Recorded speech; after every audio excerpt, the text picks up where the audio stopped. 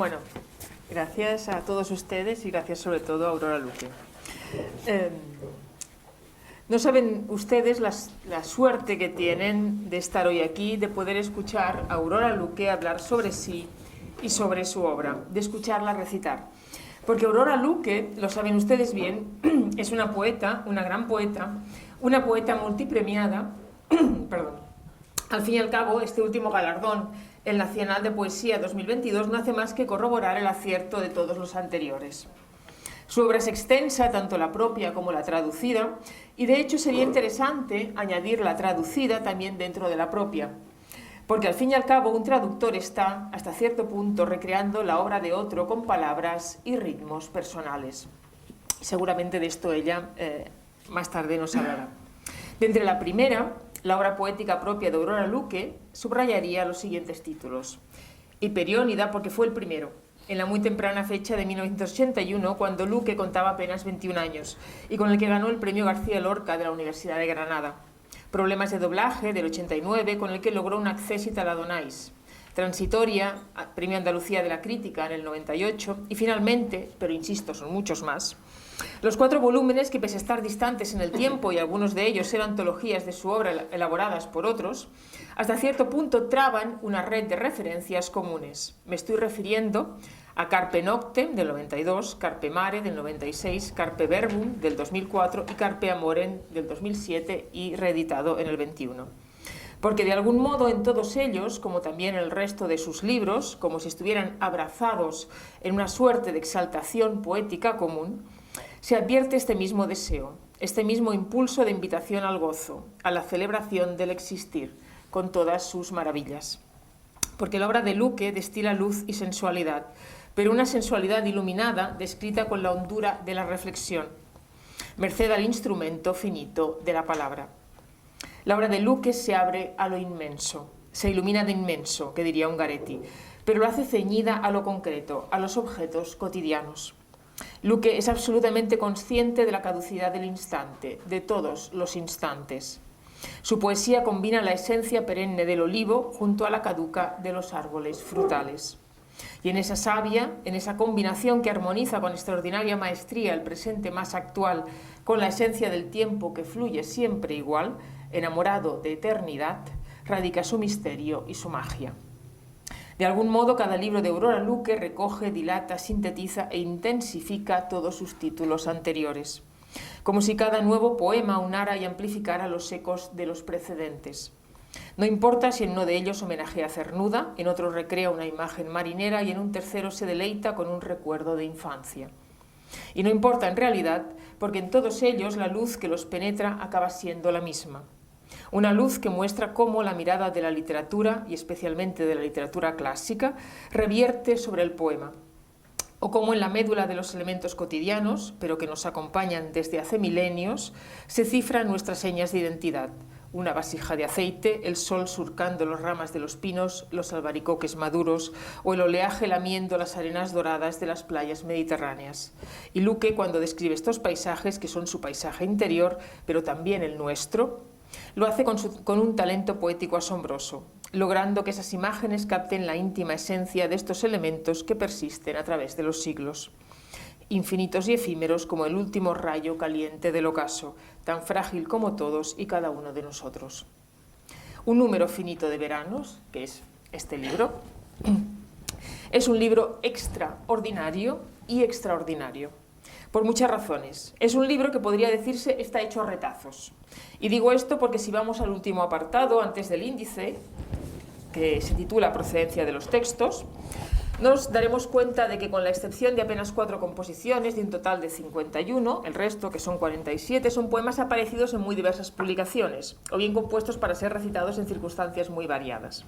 Y sin embargo, una vez ordenados y dispuestos, es extraordinario comprobar hasta qué punto parecen estar pensados y escritos para acabar siendo reunidos en este volumen, como si una mente superior lo hubiera decidido así de antemano, antes incluso de que todos y cada uno de ellos adquirieran carta de naturaleza. ¿Y cuál sería esta especie de mente superior o demiurgo que les confiere una unidad y un sentido conjunto tan extraordinario?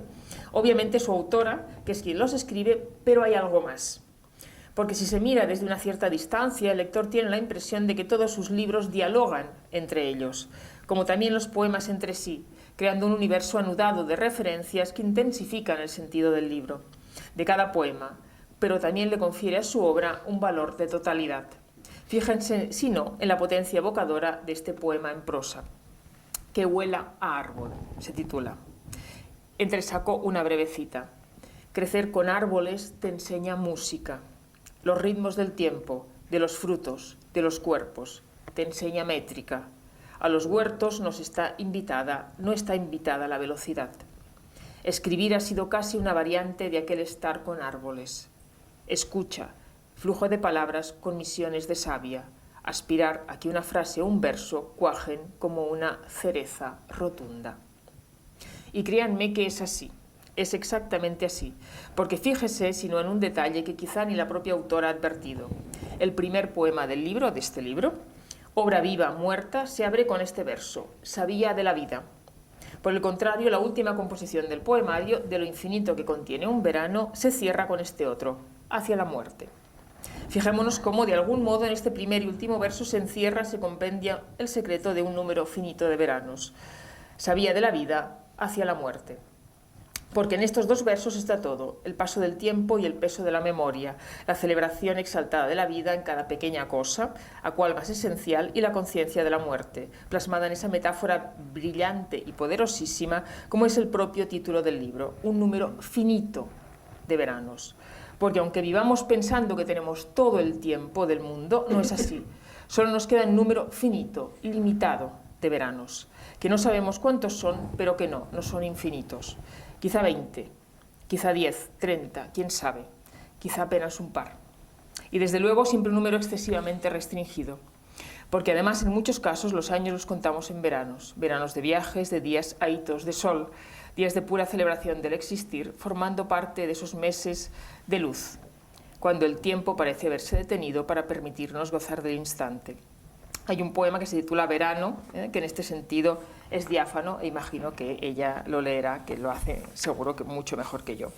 Es un poema sobre la juventud, el paso del tiempo, pero también del tiempo eterno que no cambia, la conciencia del carpe diem, del milagro de las frutas de temporada, las que se comían hace miles de años y las que siguen comiéndose ahora.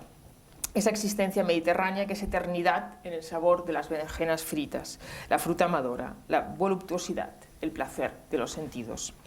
En ese poema se concentra toda la magia de la vida y el arte grecolatinos del sur de Europa a lo largo de los siglos. Luque plasma la magia ontológica de la existencia humana a partir de la imagen de la luz estrellándose en la piel de un albaricoque caliente en la rama. Y es que en este poemario hay composiciones que son pura comunión del yo poético, todo cuerpo y alma al mismo tiempo, con la naturaleza, con el universo todo, la plena existencia. Esto se advierte claramente en los poemas comprendidos en el apartado erótica, donde se reúnen textos en los que se recrea esta transubstanciación, la conversión y comunión del cuerpo, naturaleza y memoria, como un modo de fundirse el yo y el todo. Así lo advertimos en los poemas Kélesis I y Kélesis II, que ya leeré a ella porque seguro que lo hará muy bien, pero también en el siguiente con un arco mediterráneo como marco nupcial, del que entresacaría apenas un puñado de versos. Esa pequeña rama que le subraya a la tierra la frase enunciativa de la vida con puntos de ciruela y de limón, o con pausas de trigo y de aceituna, o bosque húmedo de raíces hondas como los secretos de cuerpos que aman mucho. Los poemas de Luque son maravilla y magia. Si no los han leído, deben hacerlo, y deben hacerlo de inmediato, porque nos explica nuestro mundo y también a nosotros mismos, con exactitud y maestría, como solo logran los grandes, como solo lo consiguen los genios. Y quizá ahora podría ser el momento de empezar a preguntarle a Aurora Luque por estos poemas, por su último poemario, por todos los anteriores y por todo cuanto se nos ocurra. Pero ya puestos una última cosa, permítanme que también les haga partícipe de otro pequeño detalle, que es el significado de su nombre, Aurora Luque. Aurora, es bien sabido, significa el inicio del día, el alba, el momento del nacimiento de la luz. Pero es que el nombre latino Luque proviene de lucus y significa el lugar de los bosques sagrados, el bosque sagrado. Un bosque es una reunión de árboles, de aquellos elementos que comunican el ámbito terrenal, la materia, lo matérico, lo oscuro, con el celestial, que se alzan hacia arriba. Los árboles hacían sus ramas hacia lo alto, buscando la comunión de la tierra con el firmamento, con lo divino, con lo inmaterial. ¿Cuál es sino precisamente la tarea del poeta? Ella llevaba ya en su nombre, por tanto, implícito ese camino luminoso que había de recorrer. A mí me recuerda un poco, como le pasó también al poeta turco Nazım Hikmet, que también llevaba en su nombre lo que habría de desempeñar, porque Nazım Hikmet significa verso y sabiduría.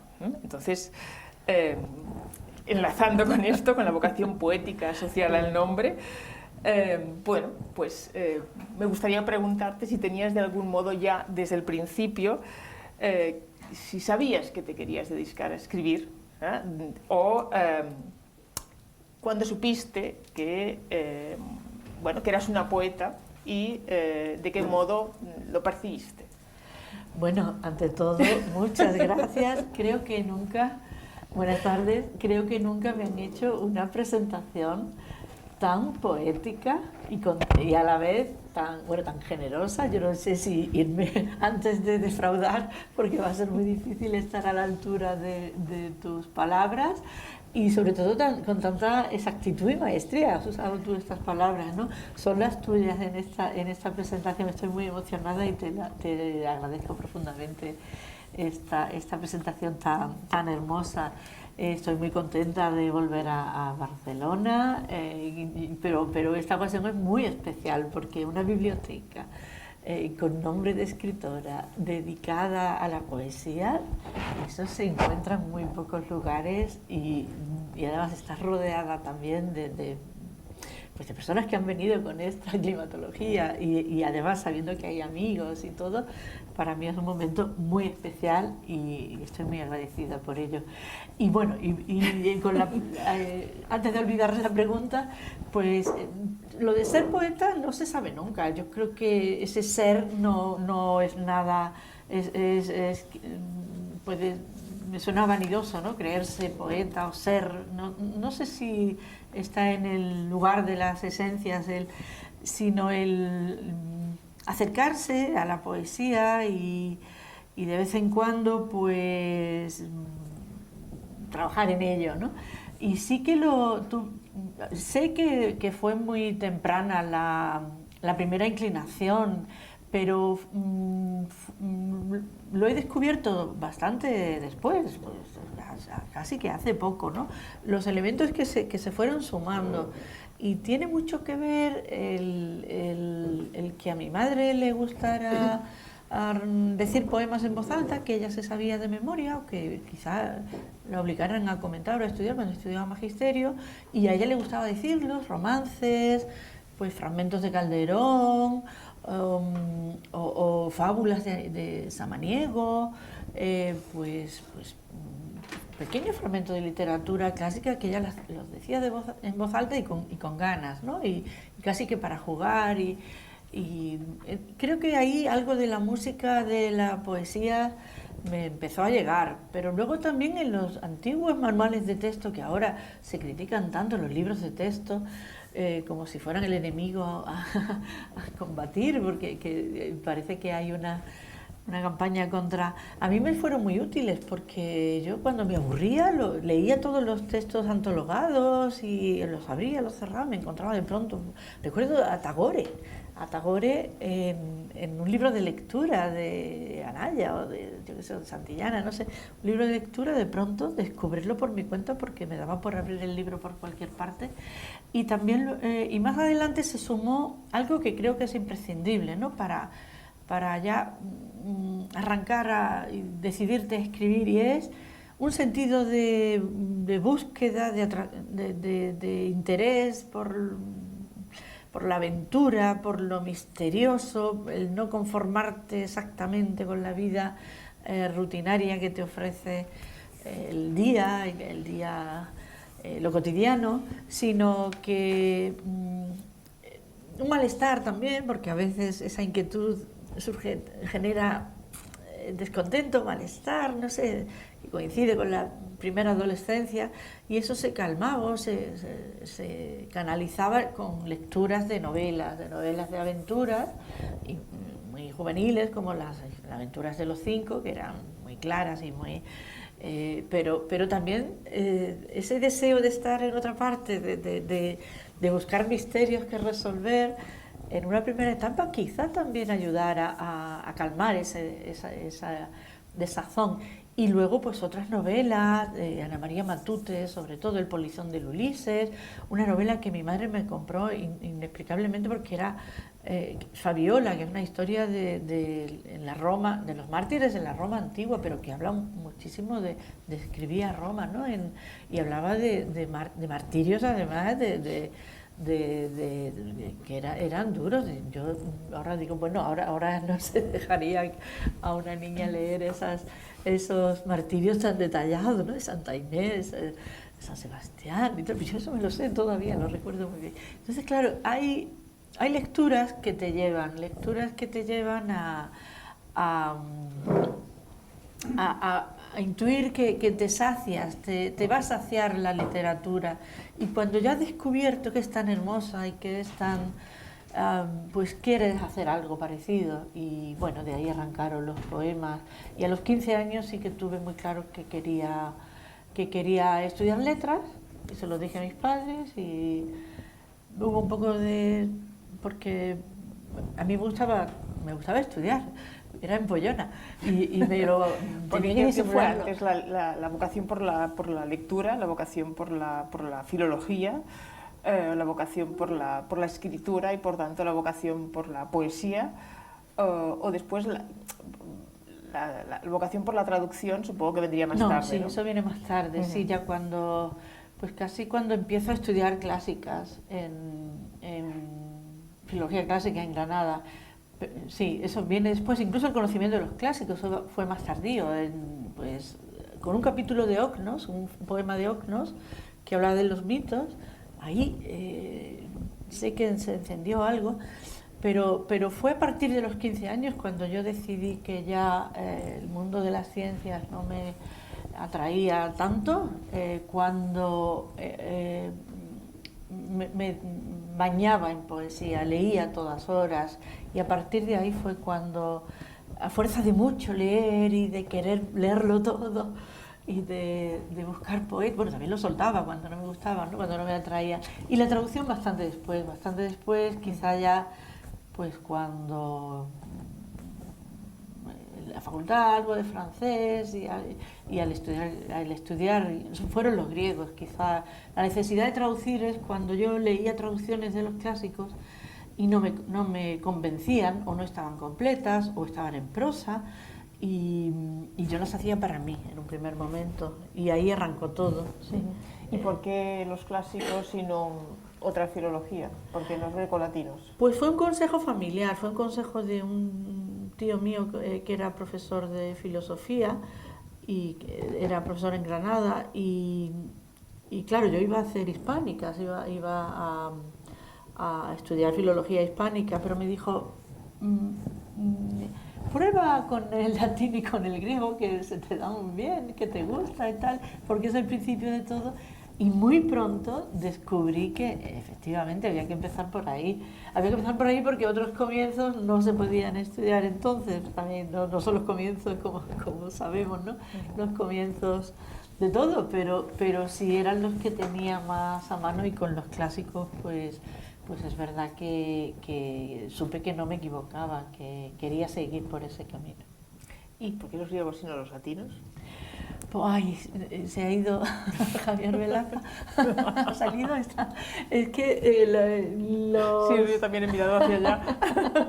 Es que los griegos me parecen más seductores, porque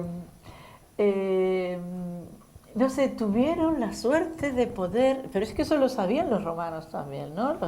Sabían que los griegos lo habían hecho muy bien, lo habían hecho muy bien, y que habían llegado a una cima, y de hecho la literatura latina muchas veces es un homenaje a la griega, es una relectura, reescritura magistral, una Eneida o un Virgilio con sus bucólicas y tal. Pero hay mucho homenaje, ¿no? a la literatura inventada. Es que lo que dice Anne Carson, ¿no? El griego es como la lengua griega es como una criatura cubierta de rocío, que cuando nos acercamos a ella la vemos recién nacida, ¿no? Vemos cómo está empezando acaba de llegar a la vida y muchos inventan géneros, crean géneros, Platón va inventando las palabras que necesita. O Tucídides van inventando términos porque no existía tradición anterior, no había nada.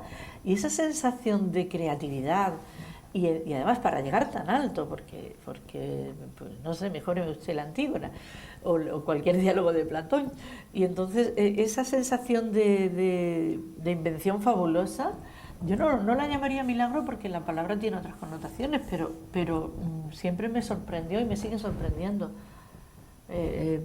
la riqueza, lo inagotable que es, y sobre todo el punto de partida de creación, ¿no?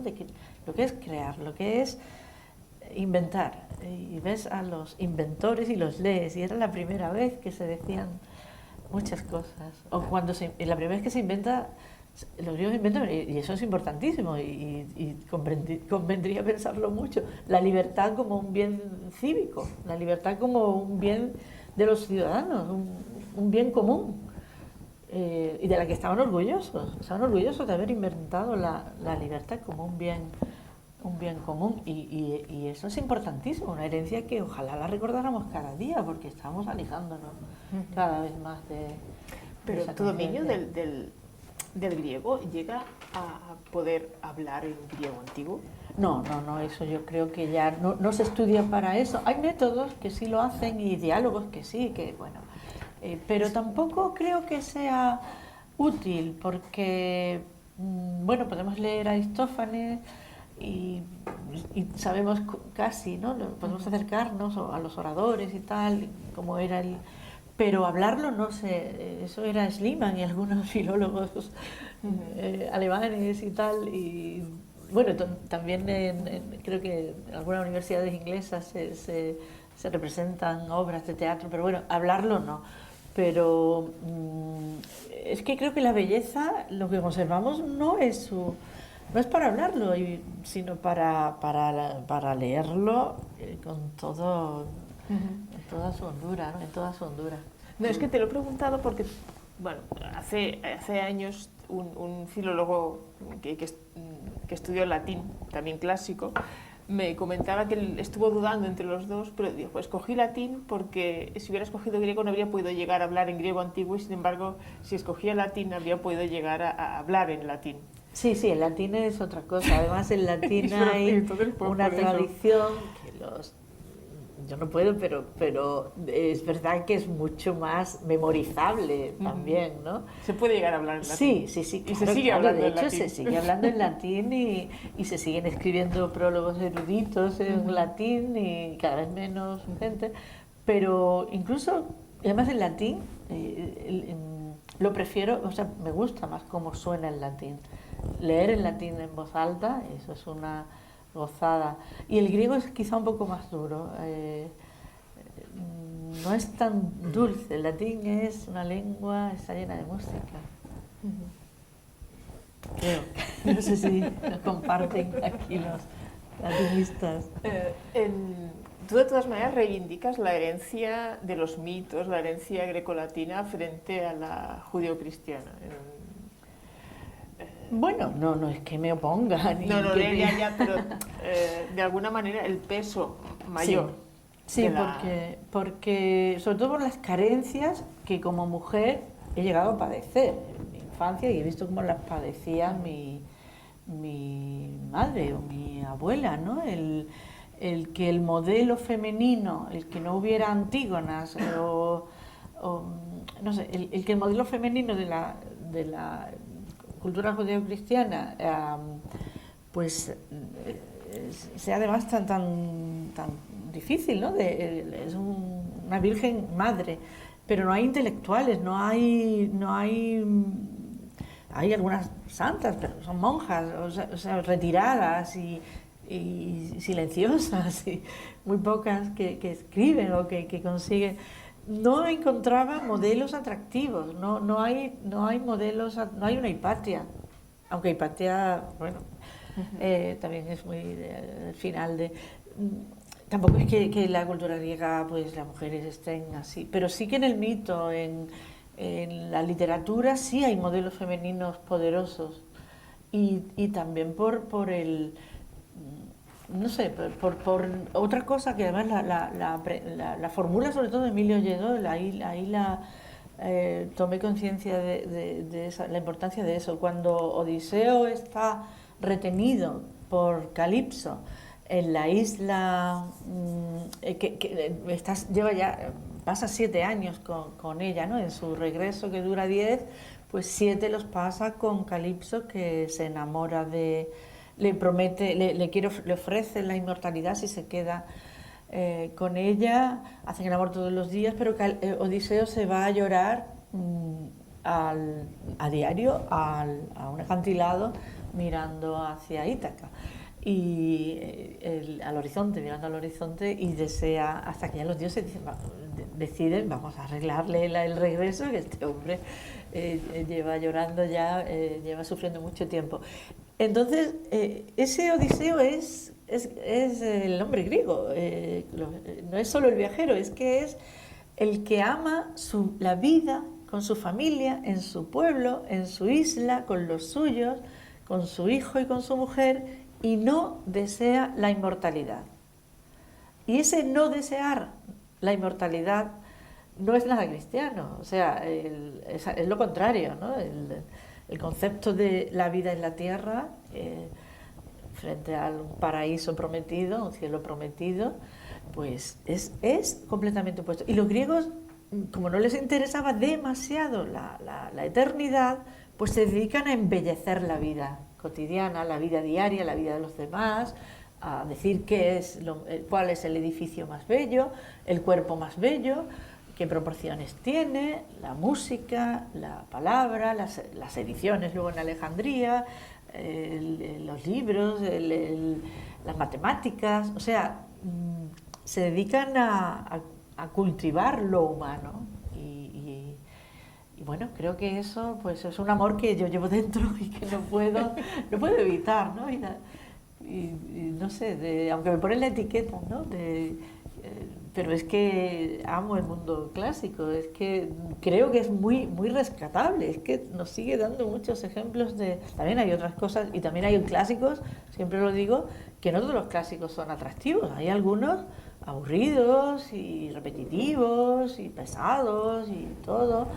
Y yo qué sé, está Jenofonte, que no me gusta mucho, aunque escribía muy bien, pero de buen estilo, pero ay, no me acaba de eso de irse con los persas y tal, o no sé, o Simónides, que escribió contra las mujeres un poema demoledor comparando los distintos tipos de mujer con animales, que en este libro le dedico un nuevo Yambo, el nuevo Yambo de las mujeres, que anti Simónides.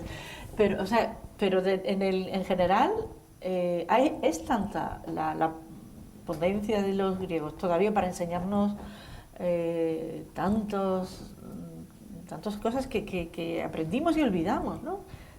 Y sabemos que son herencia, pero las hemos dejado, además entendiendo a los clásicos de la manera totalmente equivocada, como si fueran algo fosilizado, erudito, metido en volúmenes amarillentos. No, son justo lo contrario, están llenos de vida. Y siguiendo con el tema de las mujeres, claro, si miramos el canon y si hacemos una mirada hacia la presencia femenina en la literatura, nos damos cuenta que incluso en la generación de los 90, que vendría a ser la que te correspondería, la de los nacidos en los años 60, continúa siendo mucho más presente los hombres, la nómina masculina, que la de las mujeres. Entonces, ahora parece, a principios del siglo XXI, que está un poco más igualado. Pero claro, aún así, la presencia masculina sigue siendo como mucho más persistente en el canon que no la femenina. Entonces, bueno, una de tus insistencias ha sido la de reivindicar y la de resucitar nombres femeninos para el canon. Entonces, eso por un lado, que nos hables de las mujeres que has querido reivindicar. Y por otro lado, ¿cómo ves también en los últimos años y este posible equilibrio de fuerzas? Si lo ves así o ves que sigue estando desequilibrado también en la literatura española, por ejemplo, o en otras literaturas. Sí, a mí me llevó a ocuparme de todo esto. También me educaron de manera bastante igualitaria en casa, pero al salir fuera lo veía entre mis amigas y amigos, que no era así, y también en la literatura, claro. De pronto, al estudiar a los griegos, precisamente, pues solo estaba Safo, y solo se podía leer a una mujer, ¿no? A Safo. Hay muchos personajes muy ricos, muy sugerentes, pero son personajes creados, ¿no? Están dentro de la literatura, creados por autores, pero como autora solo se conservaba Safo. Y al estudiar a Safo y al traducirla, fue Safo la que me llevó a descubrir y cómo muchas escritoras de muchos siglos diferentes habían tenido que recurrir a Safo como autoridad, como escudo, como respaldo también, ¿no? Acogerse al ejemplo de Safo, porque en Safo una cosa que ocurrió es una afortunada, es que los antiguos sí que la respetaron. Platón la defiende, la venera, la admira, Horacio, Catulo, Ovidio yo creo que hasta le tenía celos. Él quería ser la Safo romana. Y si es suya la elegía, la Heroida 15, le hizo daño con la leyenda de la Safo suicida por amor y tal, que no tiene nada que ver con la Safo histórica. Entonces, Safo era a la que acudían Louis Lavey, René Vivian. Yo me eduqué con profesores de francés, son muy mayores, teníamos francés, ¿no? Todavía no pude elegir inglés en mi pueblo de la Alpujarra Profunda. Entonces, pues leía con mucha fluidez el francés y encontré a René Vivian, que es una autora que ni siquiera en Francia está reeditada, que es una discípula tardía de Baudelaire y que ella misma empezó una traducción de Safo, era del círculo de Nathalie Barney, del Amazonas, ¿no? Del Templo de la Amistad, de Colette. Era amiga de Colette también, bueno, muchas actrices pasaron por el círculo de Nathalie Barney en París, ¿no? Pues en ese grupo, gracias a Safo, descubro que René Vivian es una poeta maravillosa. Y pensé que el lugar yo la traduje por placer, porque yo siempre traduzco por placer. Lo mismo que escribir, si fuera muy doloroso tampoco escribiría, aunque sí que hay una necesidad especial. Traducir lo hago solo por gusto, no concibo encargos para pasar un mal rato sobre todo de autores que no me gusten, ¿no? Y René Vivian me gustó y descubrí que era una poeta muy buena y se la ofrecí a Igitur, a Rosa Lentini, porque creo que era el sitio donde iba a estar mejor acompañada en aquel entonces de otras poetas, de Hilda Doolittle, bueno, hay muchas que eran también de alguna manera, pues acaban de llegar, ¿no? De ser traducidas.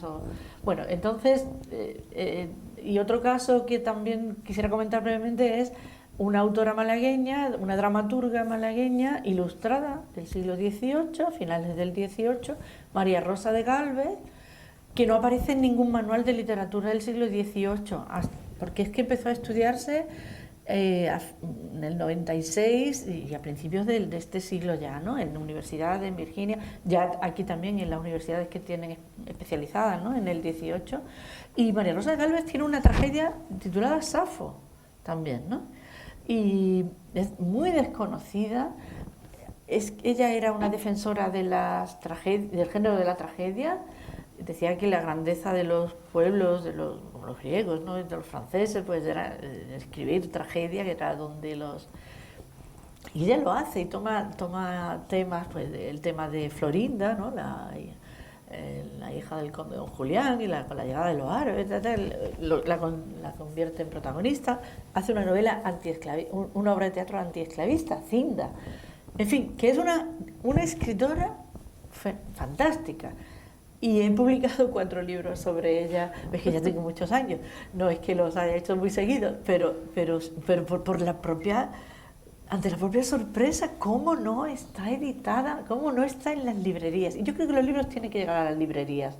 Una cosa que a veces se estudian en la universidad y no están los textos editados, no están al alcance de la gente.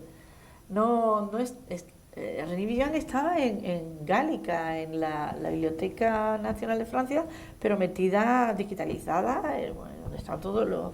Y María Rosa de Galvez ella se preocupó de dejar casi, editada su obra, pero desconocida por completo. Y entonces, pues una autora protofeminista, que es, pues no está en el canon, no está en los manuales de literatura, quizá esté entrando ahora. Y sí que es un momento bueno, y yo creo que no tiene vuelta atrás. Y falta que algunos chicos...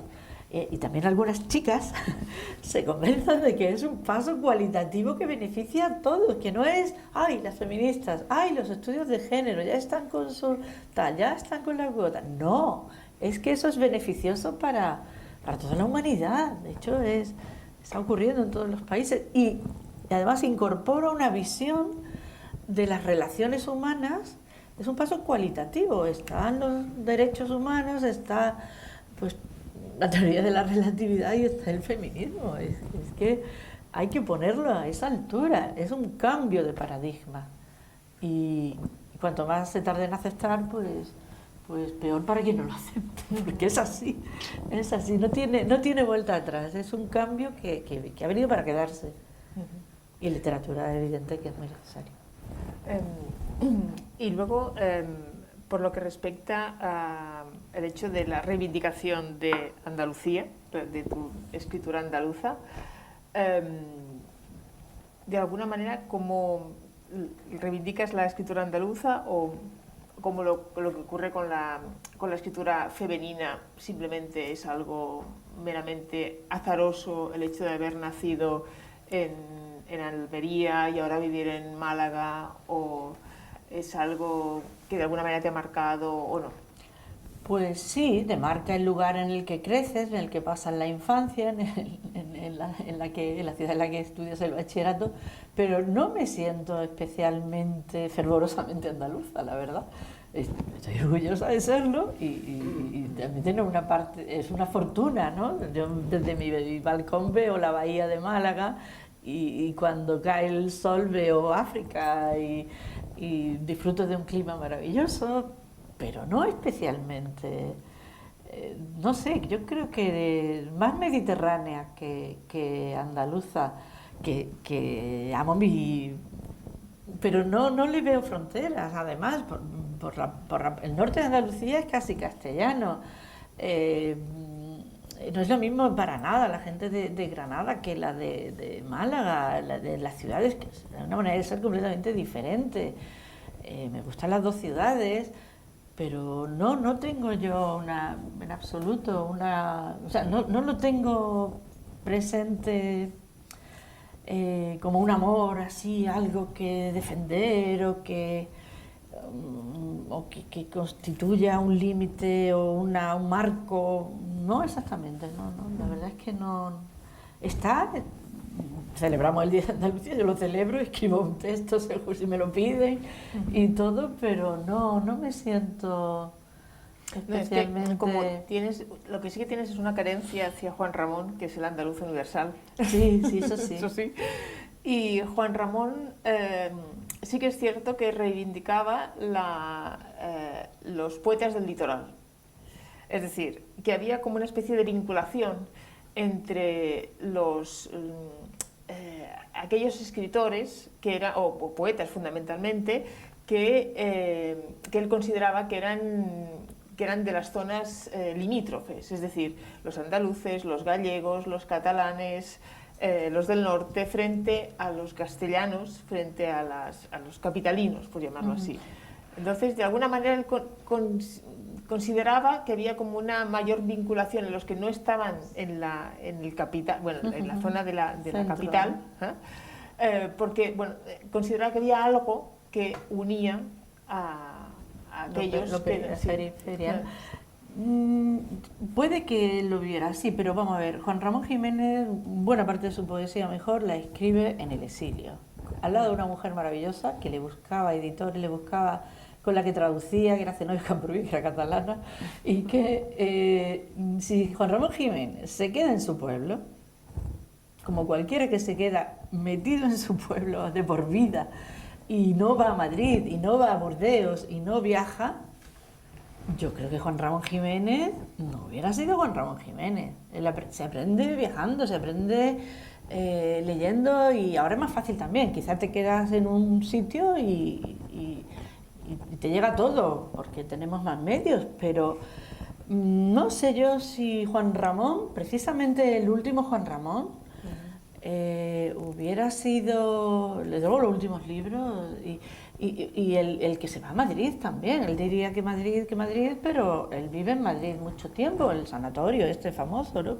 Los poemas del sanatorio con las monjas son eróticos y son de prologué. Si no se va a Madrid, no sé, que si se queda en su pueblecito, no sé, hubiera sido otra poesía y otro mundo. La experiencia de Burdeos, por ejemplo, ahí descubre el erotismo también, no solo luego en el sanatorio de Madrid. Y Zenobia, conocer a Zenobia hace que se purifique su poesía también. Hay cambios en Juan Ramón que yo creo que tienen que ver con la relación con Zenobia. Y no, puede que en algún momento pues diga eso, pero él mismo vive en Madrid y viaja y luego en el exilio sigue creando. Y yo creo que si en la posguerra, si se llega a quedar y en la posguerra se vuelve a mover, perdemos un Juan Ramón. Se hubiera quedado, yo creo que no todos los que se quedaron les pasó, pero hay un Juan Ramón que respira en contacto con la poesía norteamericana. Y que Moguer desde luego está en Puerto Rico, en el aula de Zenobia Juan Ramón, hay almendras de Moguer que él llevó siempre en el bolsillo. Yo aprendí de Platero y yo, de ahí a los 8 años, yo me di cuenta, digo, bueno, ¿esto qué es? Las palabras sirven para transmitir sensaciones, yo quiero más de... Pero yo creo que no ubicarse en un solo lugar, no sé yo si es beneficioso. No digo que quizá en el caso de Juan Ramón puede que incluso que tendríamos a otro poeta si no se hubiera dado esa circunstancia vital. Yo creo que lo concebía por el hecho de estar fuera del ámbito del poder, que los que estaban en Madrid de alguna manera estaban vinculados a eso. Entonces el hecho de vivir en los litorales era una manera de sentirse más libre. Entonces decía que bueno, que eran poetas que estaban, bueno, que les daba sentido el hecho de estar cerca del mar. Entonces de alguna manera era el poeta cerca del mar. Entonces de alguna manera yo creo que eso les daba más libertad. A mí el mar también me Yo creo que la cosa iba por ahí, por la libertad. Los que se iban a Madrid de alguna manera perdían su esencia, perdían su... Juan Ramón estuvo en la residencia de estudiantes. Es que es verdad que la residencia de estudiantes era una isla, estaba de alguna manera rodeada de algo el concepto de isla, ¿no? Juan Ramón Jiménez, yo no creo que... no, desde luego el mar también está en su poesía y seguramente lo vio como cifra de libertad, pero su biografía desmiente un poquito esa idea del rechazo del centro, porque también tuvo experiencias muy importantes para su formación en la residencia de estudiantes, en Madrid. O sea, es muy difícil. Quizá, no sé, habría que haberle preguntado al final de su vida al pobre. Bueno, era un personaje complicado, un personaje difícil. Pero bueno. fíjate, yo creo que era también tierno porque hacía la cama y fregaba los platos. Cuando vivían en Nueva York, él se quedaba, o sea, a paseo solo y bueno, no hace novia, ¿no? Pero ella hacía mucha vida social, buscando también en las clases y conferencias y tal, le organizaba, era una compañera maravillosa, ¿no? Y él leía en las cartas de Zenobia que fregaba los platos y hacía la cama, cosa que en aquella época tenía cierto valor, ¿no? Sí, lo que pasa es sí, pero prácticamente no hacía nada más, porque ella le tenía que hacer, bueno, hasta le pasaba a máquina todo sí. Bueno, en fin, bueno.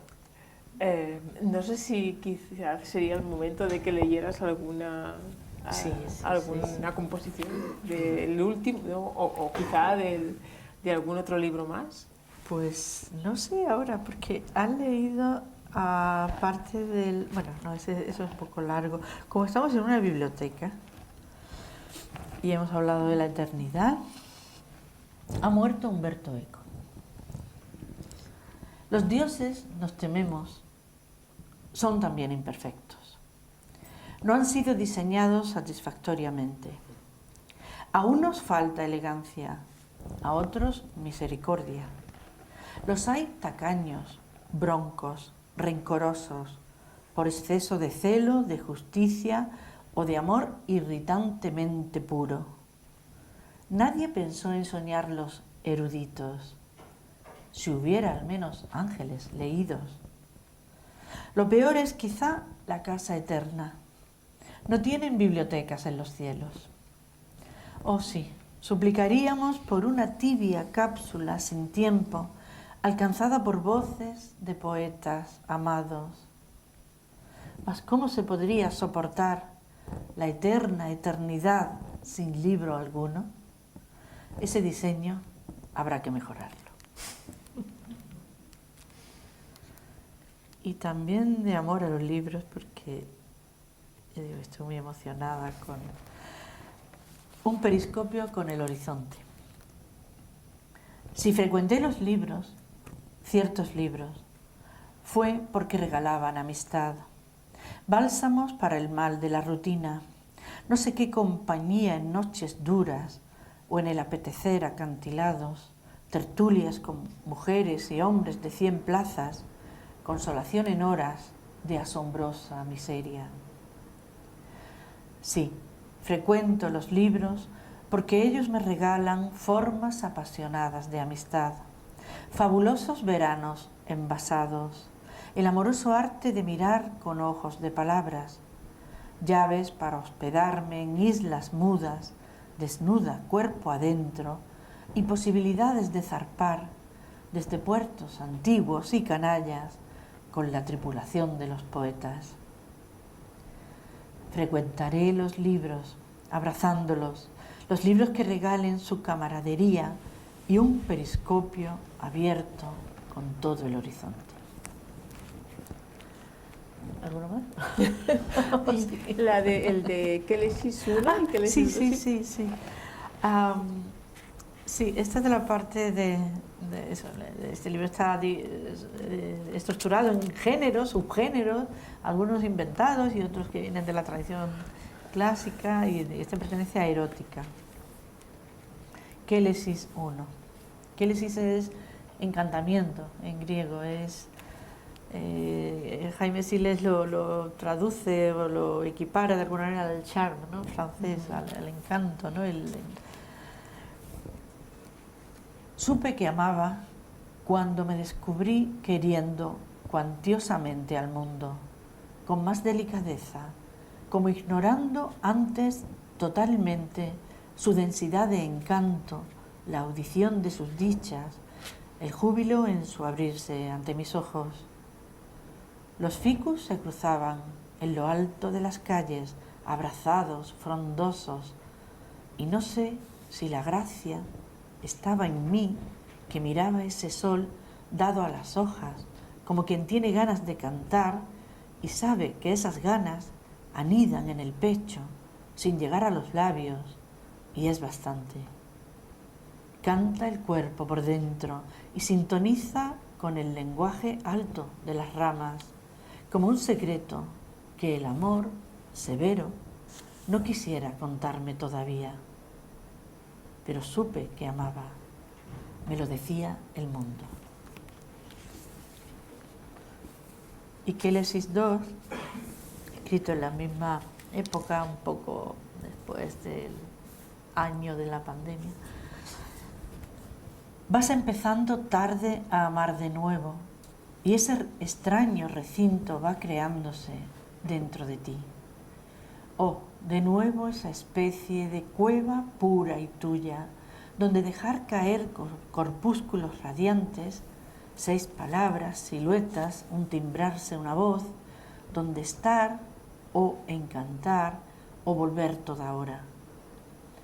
Qué gozo el irse adentro, a pasar la memoria por encima como una lengua ávida.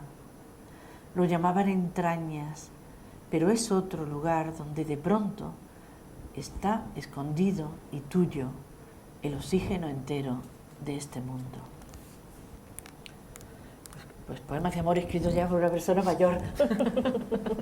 Y también voy a leer, mira, el primero porque me ha sorprendido tu lectura del primer verso y el último, lo del sabía de la vida, tal, y luego, que es verdad que acabo con la palabra muerte. Bueno, es que es un círculo, claro, es que empieza y termina. Sí, sí, sí, pero no, bueno, elegí evidentemente los poemas a propósito, pero no caía en que justo las 2 palabras pues estaban en el primer y último verso. Obra viva, obra muerta, pertenece a la sección que se llama, puse el nombre de náutica, no es ningún género ni nada, pero sí que son poemas que escribí inspirada por el lenguaje de un manual me puse a estudiar para sacarme el título de patrón de embarcación de recreo, el PER, y saqué el examen, pero luego yo no podría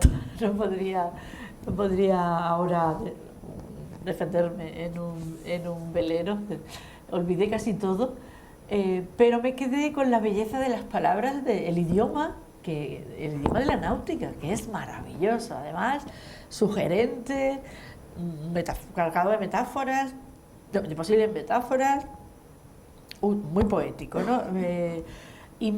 Claro, en lugar de estudiarme los test, pues me ponía a hacer poemas, ¿no? Y a coleccionar las palabras y dejaba el test y las balizas, las señales, la escala, tal, y con todo eso pues hice una serie de poemas de los que al final rescaté unos pocos. Yo no publico todo lo que escribo porque en fin, cuando pasa un poco de tiempo veo que me repito y todo eso y no. Pero bueno, este sí, y además lo he puesto al principio del libro, obra viva, obra muerta, porque se da la paradoja que en el barco la obra viva es la que está debajo del agua, la que está debajo de la superficie, y la obra muerta es la que se ve. Y claro, nos da la sensación de que lo vivo es lo visible, y no, la vida es quizás lo más importante sea lo invisible, ¿no? Lo sumergido. Bueno, de eso va el poema. Lleva la cita del manual.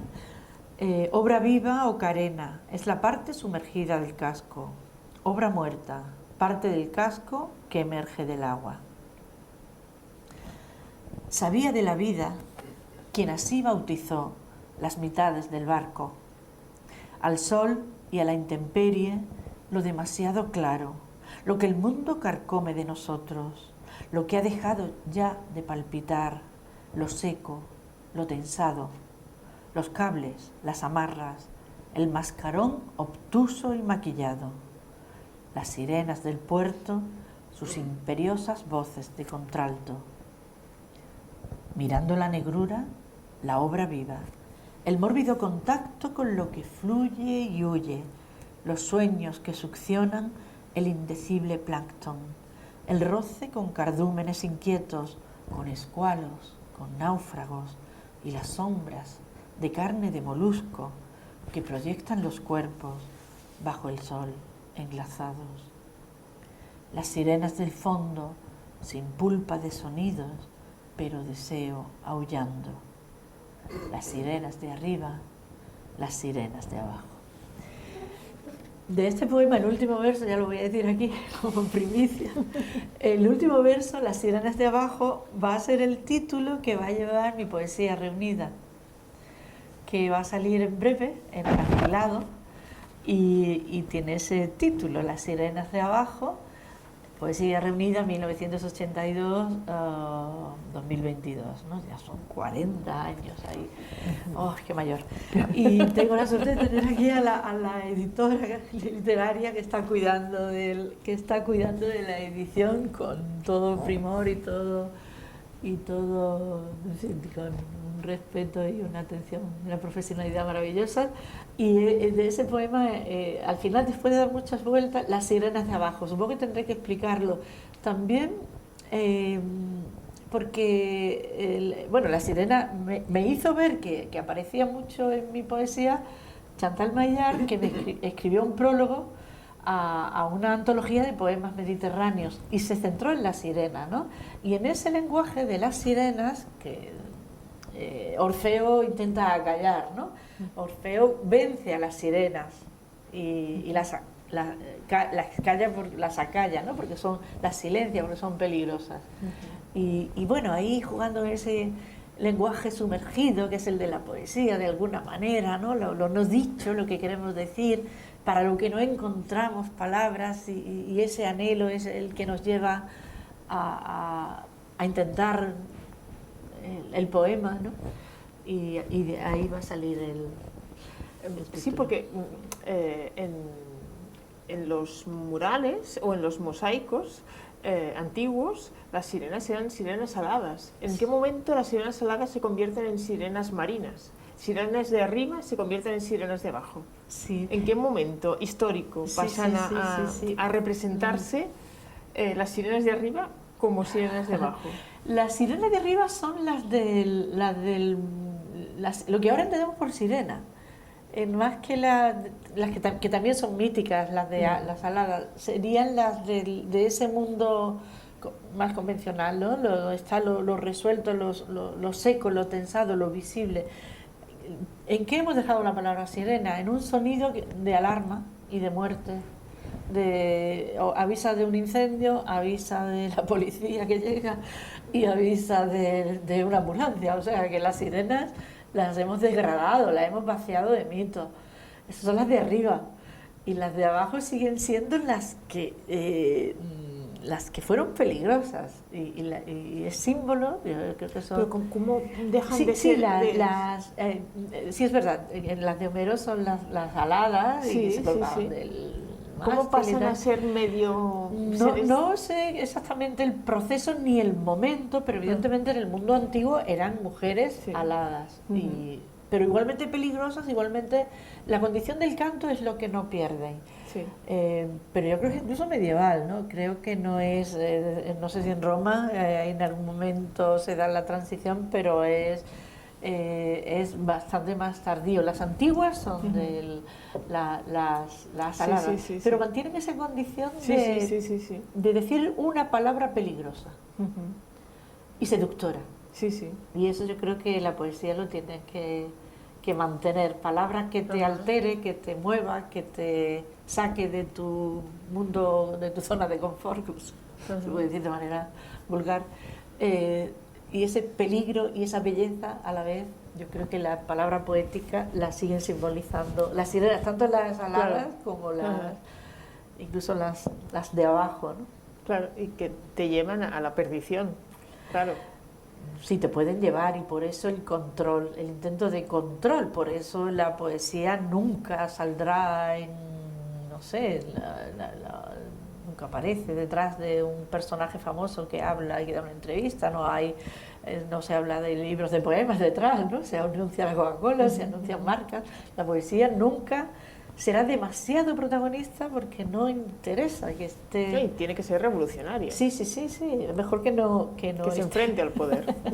No, pero que no, como no se deja vender, en realidad la poesía, no, se venden los libros y tal, pero nunca habrá un gran negocio, quitando un fenómeno último que parece que se está desinflando, que sí que editorial, que tiene que ver con poesía más bien para adolescentes, pues, o sea, las editoriales de poesía no son grandes empresas millonarias, o sea, no pueden vivir seguramente, pero no son... yo creo que nadie se mete a editor de poesía para hacerse millonario, ni para lucrarse, ni para...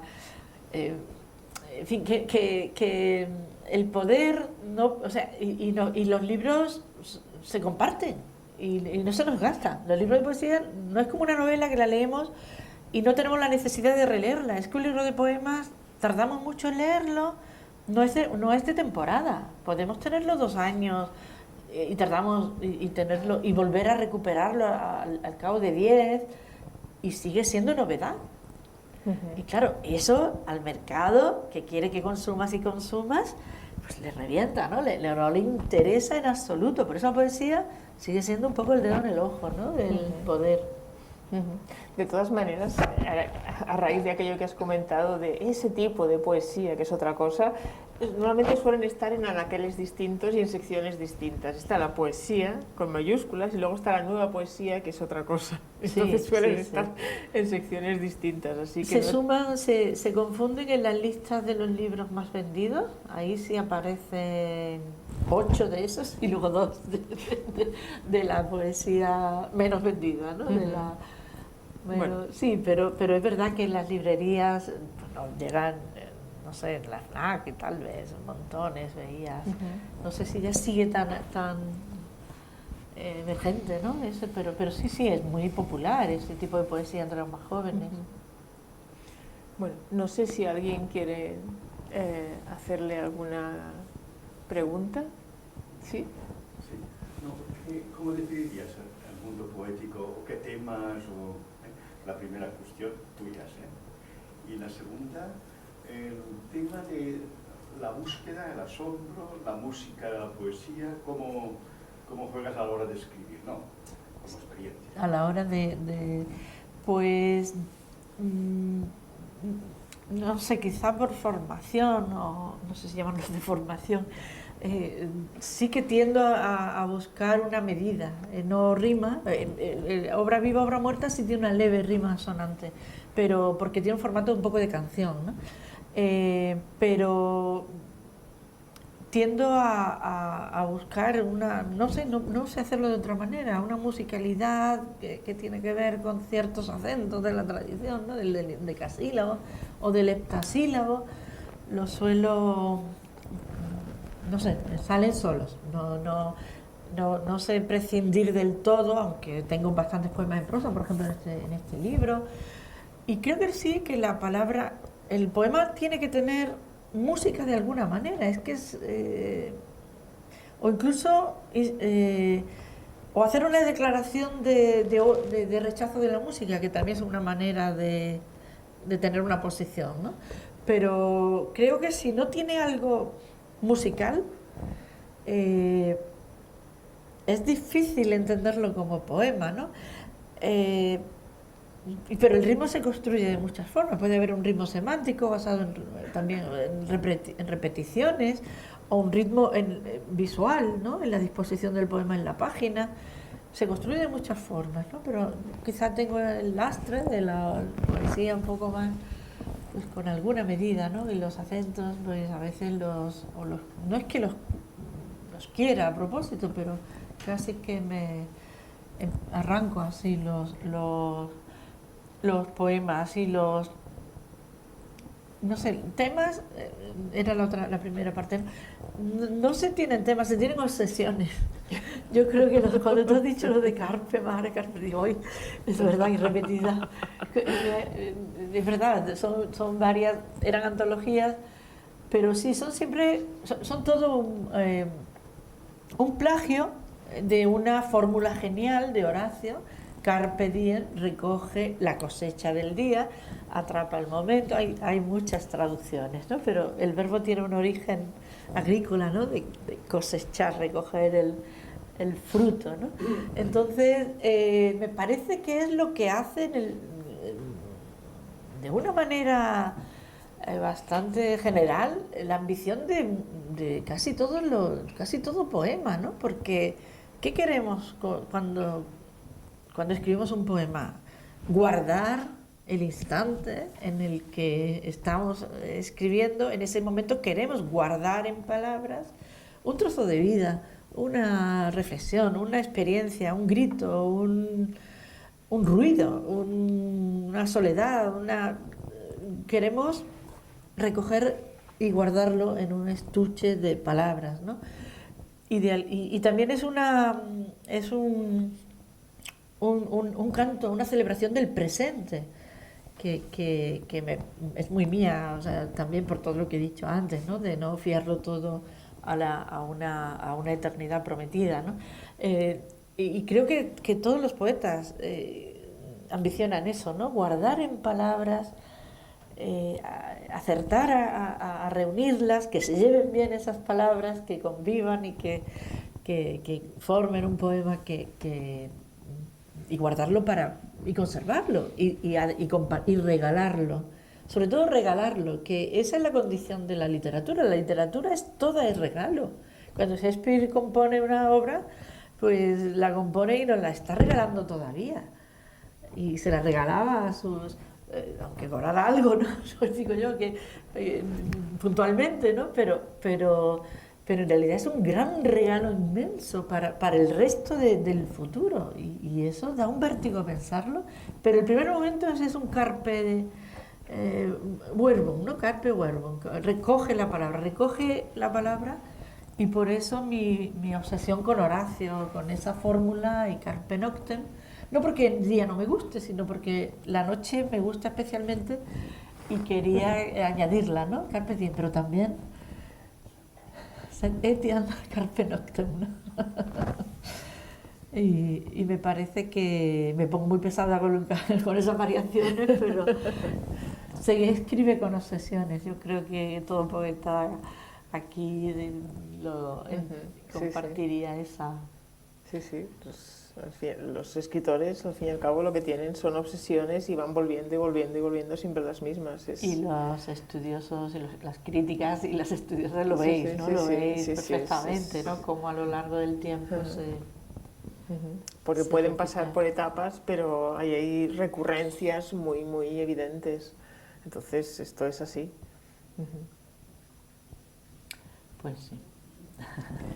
¿Hay alguien más si quiere hacerle alguna pregunta, alguna consulta?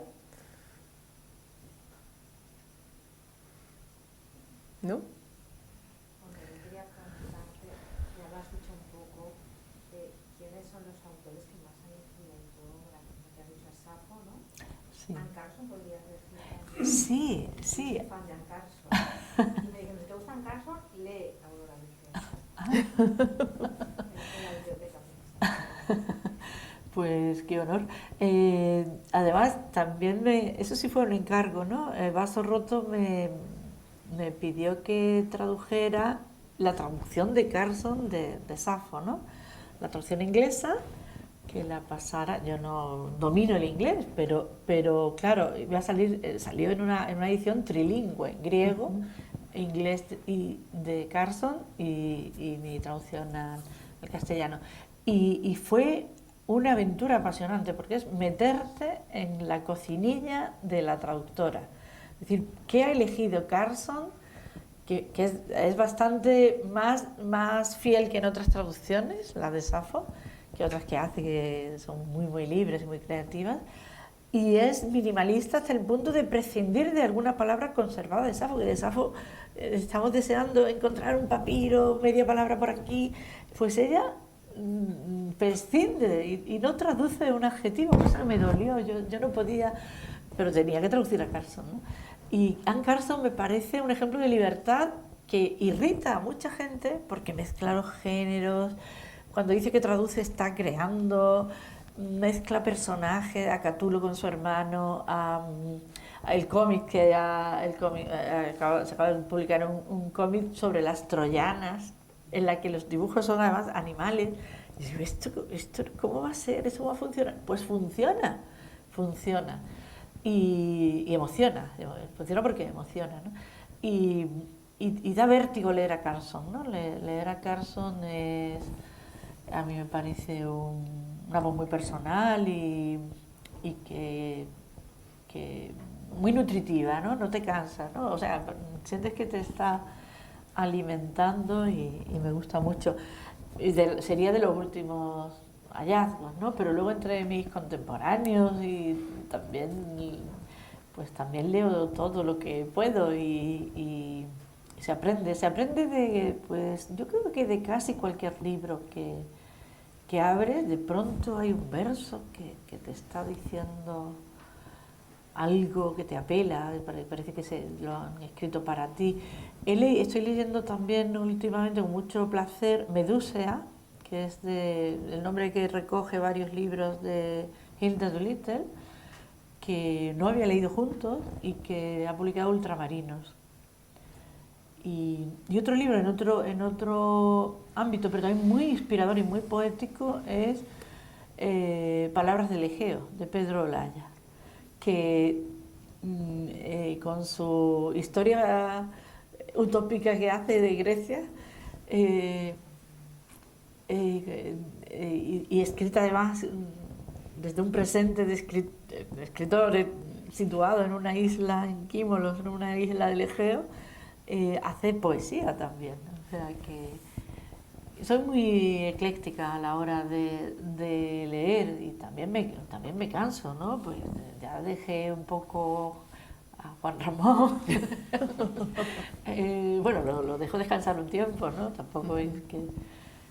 pero aprendí mucho de Juan Ramón y de Cernuda. De Cernuda, ese tono, precisamente andaluz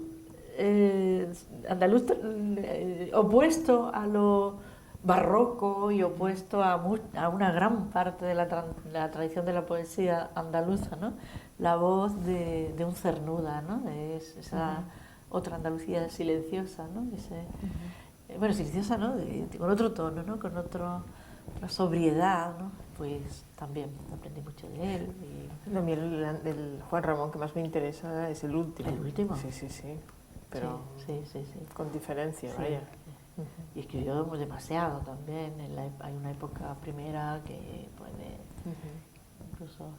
Pero también, por ejemplo, ahora una cosa que hago es abrir de Santa Teresa cualquier libro y leer en voz alta. Y da un vértigo. Esta mujer, la manera de crear, claro, ¿no? Su experiencia, de indagar en su experiencia religiosa, ¿no? En esa interiorización, cómo usa el lenguaje, qué vocabulario, qué vuelo, qué capacidad de vuelo. Y eso es algo que hago últimamente, algo que hago que no había hecho antes, le tenía así como cierto, ¿no? Prosa, no, es que también es poesía. En fin, que soy muy ecléctica, no me quedo con nadie exactamente, pero así no tengo una biblioteca demasiado restringida. Me gusta probar todo, como en la gastronomía, en la comida, me gusta probar un poco de todo. Estoy muy contento de que por fin vaya a salir tu poesía completa en acantilado, porque yo creo que hay muy pocas, porque ahí podremos ver que escribes desde el cuerpo y reivindicando el cuerpo como espacio de conocimiento, como manera de estar en el mundo, también como objeto para relacionarse con el resto de los seres. Y yo creo que hay pocas poéticas contemporáneas, y menos en nuestra generación, que haya hecho esto con tanta lucidez y con tanta conciencia desde el principio. No te he escuchado decir usar la palabra hedonismo en toda la tarde, que es una de mis preferidas, así que te pido una reivindicación del hedonismo. Arriba el hedonismo. No, va de sí, ¿no? Va de suave, con el carpe diem casi, ¿no? De alguna manera y también, por lo menos, si he dicho que traduzco por placer, bueno, me he ido acercando, ¿no?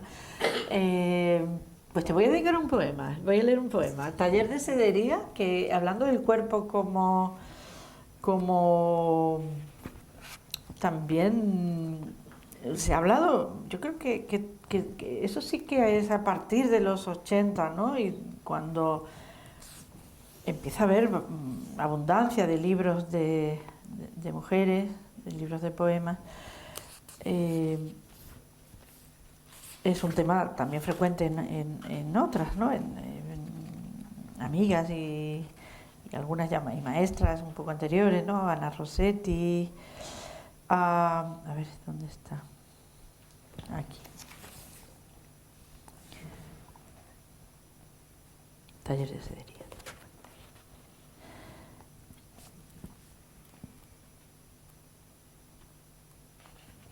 Llevo una cita de Inga al-Hatib, que es un viajero que al describir la Alpujarra, que es el lugar de mi infancia, en una época en la que se vivía solo de la industria de la seda, pues todo estaba plantado de moreras y habla, dice una cosa muy bonita, ¿no? La cita dice: es un espléndido manantial de magnífica seda. Salvo la seda, no hay otro comercio en esta ciudad, por lo cual los forasteros no permanecen en ella y solo la habitan sus propios vecinos. Es decir, todo un pueblo dedicado a fabricar seda, ¿no? Es muy bonito. Pues Taller de Sedería. El poema va por otro lado, pero Taller de Sedería. Seda del párpado, seda de la ingle, seda roja del cielo de la boca, seda blanca escondida de la nuca, la pieza con pequeños lunares de la espalda, crisálida de seda del ombligo, el ovillo del pubis, la seda que se adentra, el encaje de seda de la axila, la organza de los labios, la piel como sedante, las palabras sedosas, el sedal sin anzuelo de los brazos, piel de fibra tensada, tarea de hilandera del gusano inquilino, el tejedor del gremio de los sastres futuros que destejen la vieja seda rota y desvaída, del trapero que rasga y que descose los últimos recortes, los retales, la mortaja de seda apolillada. Pues sí, somos seda, que será nuestra piel, nuestra mortaja. Claro. Había otra pregunta. Es que el placer no se entiende, no se disfruta, no se aprecia si no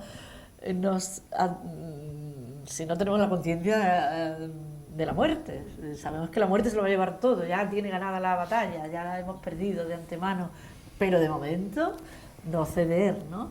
Y entonces el placer es como un escudero, ¿no? Que nos puede defender un poco del ataque de la muerte, que no sabe cómo quedarse, cómo acercarse con la falta de deseo, con la melancolía y tal. Pues el placer nos defiende, un buen escudero. La chica que hay detrás tenía una pregunta.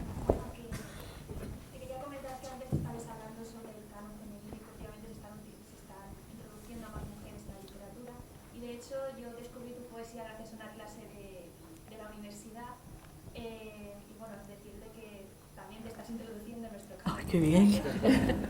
Y tuve que hacer un trabajo sobre Camaradas de Ícaro, y me ha llamado la atención que uno de los poemas que has recitado al principio mencionabas también otra vez la palabra camaradería, y quería preguntarte precisamente sobre esta palabra, porque es algo que se repite en tu poesía y no sé si hay algo detrás. Es una palabra hermosa, ser camaradas, ¿no? En muchos terrenos y en muchos aspectos de la vida, es una variante, ¿no? También de la amistad, ¿no? Que para mí es algo también muy presente, ¿no? Como los libros que regalan amistad, ¿no? También pues Pero Camaradas de Ícaro, precisamente ahí está como los camaradas de Ícaro son los poetas. Los camaradas de Ícaro son, o las personas en otros ámbitos artísticos, que aunque les dicen que no deben arriesgarse, que no suban tan alto, que no se vayan lejos, que pueden perder sus alas, que se les va a fundir la cera, que te caes, que te pierdes, pues a pesar de eso, los camaradas de Ícaro, como Ícaro, pues siguen volando y quieren saber qué hay al otro lado, qué hay más allá, qué hay más arriba, y caen, y suelen caer, y asumen el riesgo de caer, ¿no?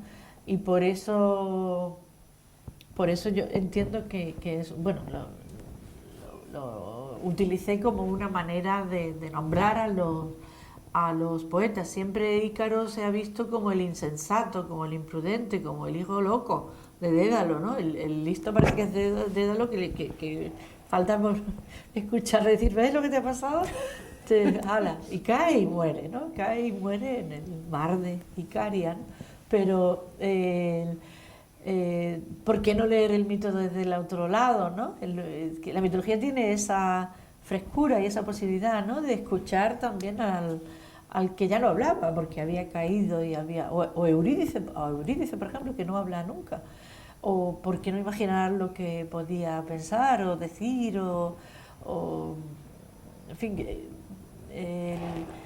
me parecía que era una manera de reivindicar a un personaje, bueno, no reivindicarlo porque el mito es como es y ya está, pero justificar un poco ese vuelo imprudente pero movido por el deseo de belleza, por el deseo de saber, el deseo el vértigo del saberte volando.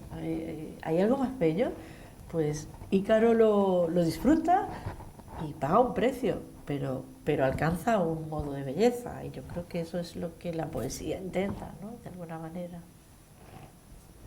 Pues muchas gracias, me da mucha alegría que el camino que sea por la universidad, de verdad, eso me da mucha alegría porque sé que está cambiando todo y que es una realidad y que no hay vueltas de hoja. Bueno. Hablando de Ícaro, que, o sea, va por una corriente porque todo el mundo le dice que es estrella. Pero después renace Ícaro. No todos estrellas, y el que se estrella es igual, renace porque hace lo que le gusta y quiere conseguir lo que quiere. Y esto es el concepto que yo tengo de Ícaro.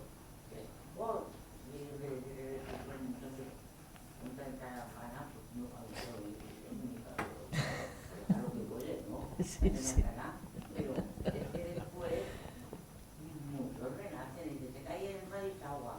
Pues hay algunos que se caen en el mar y no se ahogan. No, sí, la mitología está llena de... No poética, pero sí que hay poemas de este tipo que no es que estén como si fuera una explicación, como si fuera un cuento. No tienen, ahora no me sale rima ni tal y cual. Lo que sí que tienen son unas palabras concretas, pero nada más. Y muchas gracias por ahí. Gracias. Bueno, pues si no tienen más preguntas, lo dejamos aquí. Muchísimas gracias, Aurora. Gracias a ti por tu presentación. Y bueno, hasta la próxima, y gracias también a los que nos han acogido en esta estupenda biblioteca, y gracias también a Barcelona Poesía por montar toda esta serie de actos. Gracias a todos. Ay, una cosa, no se me vayan. Les tengo que recordar que mañana se va a presentar este libro, Las ciudades de Machado. Entonces, lo que no recuerdo es la hora. El texto es de Carlos Aganzo y las ilustraciones son de Daniel Parra, y la verdad es que lo he ojeado y es una maravilla, así que bueno, les invito a que vengan mañana. Oye, ese